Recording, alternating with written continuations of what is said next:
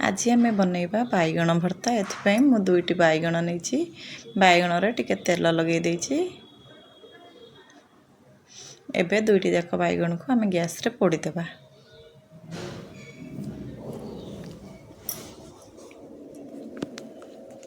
एबे गोटे पैन बसई सेथरा किछि बादाम देबा।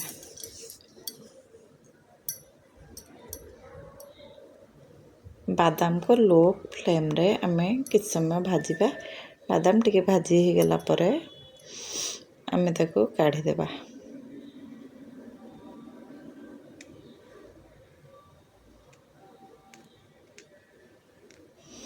एबे से बादाम गुडी को गोटे ग्राइंडिंग जार रे दे ग्राइंडिंग कर दबा। एबे आमे कढ़ाई रे एबे आमे बैगण भर्ता बनैबा पई पियाज कंचा लंका रसुण छेचा और टमाटर नेबा और से बादाम टाको ग्राइंडिंग करके नेबा।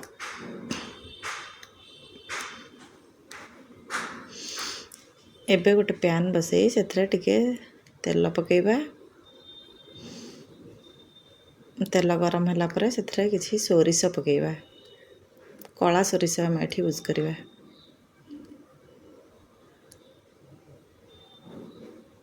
एबे पियाज पके देबा।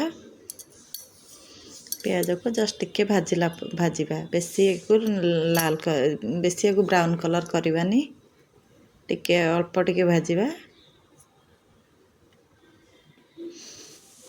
एबे छेचिकरी रखिथिबा रसुण को सेथरे ऐड कर देबा।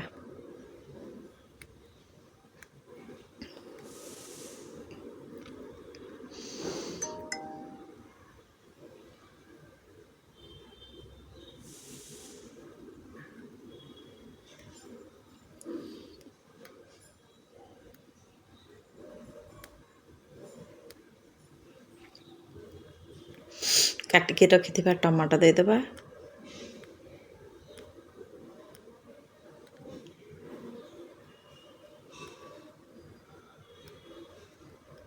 कंचा लंका भी दे देबा।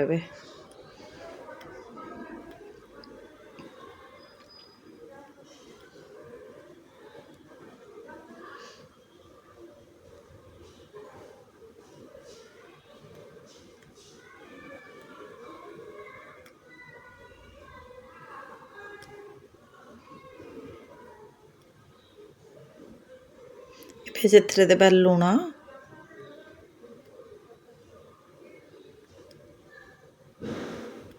धनिया पाउडर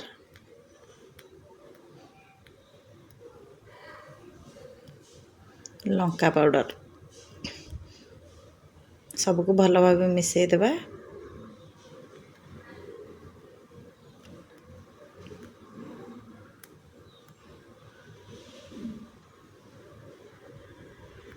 एबे कवर करी 5 मिनिट लो फ्लेम रे सिझिबा पर्यंत छाड़ी देबा।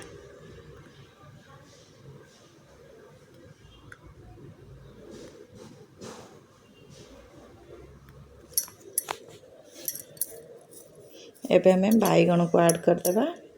बैगण को भल भाव टमाटो सहित मिसई देबा।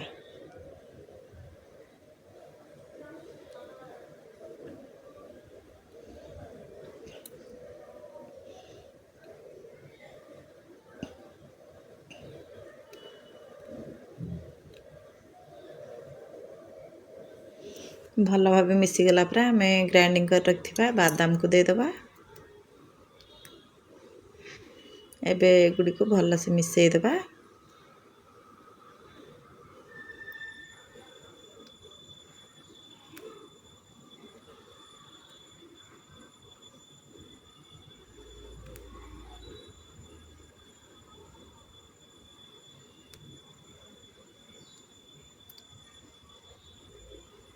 एबे हमें गैस रो फ्लेम को बंद कर देबा। बादाम पकेला पर हमें बेसी समय ताको गैस रे रखिबानी। एबे रेडी हो गला हमरो बैगण भर्ता।